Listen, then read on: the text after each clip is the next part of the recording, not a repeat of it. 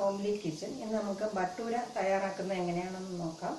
ഇത് വളരെ സ്വാദിഷ്ടവും കുട്ടികൾക്ക് ഒരുപാട് ഇഷ്ടമുള്ള ഒരു ഐറ്റമാണ്. ഇതെങ്ങനെയാണ് തയ്യാറാക്കുന്നതെന്ന് നോക്കാം. ഇതിന് വേണ്ടത് 1/2 കിലോ മൈദാമാവ്, 150 ഗ്രാം റവ. ഇത് റോസ്റ്റ് ചെയ്തതല്ല, റോസ്റ്റ് ചെയ്യാത്ത റവയാണ് 150 ഗ്രാം എടുത്തിട്ടുള്ളത്.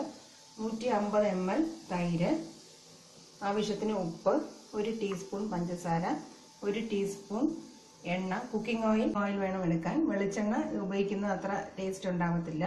പിന്നെ മാവ് കുഴയ്ക്കാൻ ആവശ്യമുള്ള വെള്ളം, പൊരിക്കാൻ എണ്ണയും വേണം.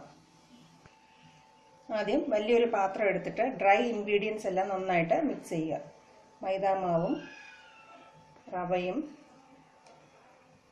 ഉപ്പും പഞ്ചസാരയും നന്നായിട്ട് മിക്സ് ചെയ്യുക. 150 ഗ്രാം തൈര് എടുത്തു വെച്ചിട്ടുള്ളതും കൂടെ ചേർക്കുക. ഞാനിവിടെ എടുത്തിരിക്കുന്ന തൈര് ഒരു മീഡിയം പുളിയാണ്. പുളി കൂടുതലാണെങ്കിൽ 125 ml ആക്കുക. പുളി കുറവാണെങ്കിൽ 200 വരെ ഉപയോഗിക്കാം. ഞാൻ ഈസ്റ്റ് ചേർക്കാതെയാണ് ഇന്ന് ബട്ടൂര തയ്യാറാക്കുന്നത്. ഇത് നമുക്ക് വളരെ എളുപ്പത്തിൽ ഉണ്ടാക്കിയെടുക്കാം. മാവ് കുഴച്ച് ഒരു 10 മിനിറ്റ് വെച്ച് കഴിഞ്ഞാൽ ബട്ടൂര ഉണ്ടാക്കി തുടങ്ങാം. കുറച്ച് വെള്ളം ചേർത്ത് നന്നായിട്ട് കുഴച്ചെടുക്കുക.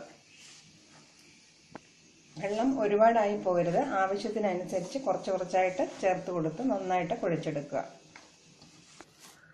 ഞാൻ നന്നായിട്ട് ഒരു സ്റ്റിഫ് ഡൗ ആയിട്ട് കുഴച്ചെടുത്തിട്ടുണ്ട്. കൈ കൊണ്ട് നന്നായിട്ട് ഇങ്ങനെ ഒന്നുകൂടെ കുഴച്ചെടുക്കുക.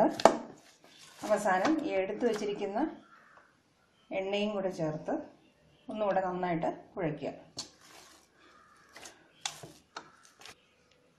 ഈ കുഴച്ച് വെച്ച മാവ് ഒരു 10-15 മിനിറ്റ് സമയം അടച്ചു വയ്ക്കുക.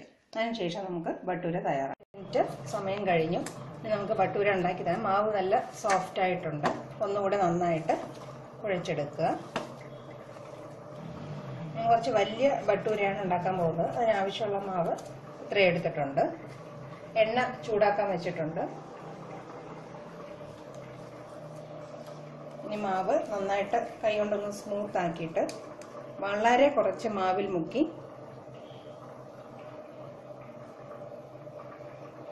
കുറച്ച് കട്ടിക്ക് പരത്തിയെടുക്കണം.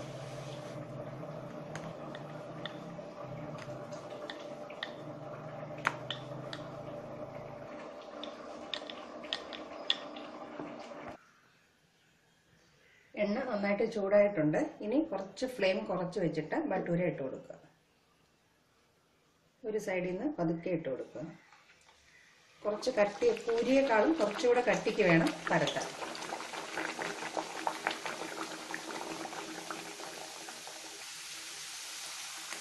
ഒന്ന് പൊങ്ങി വരുമ്പോൾ സൈഡിൽ നിന്ന് കുറച്ച് എണ്ണ എടുത്ത് ഇങ്ങനെ ഒഴിച്ചു കൊടുക്കുക.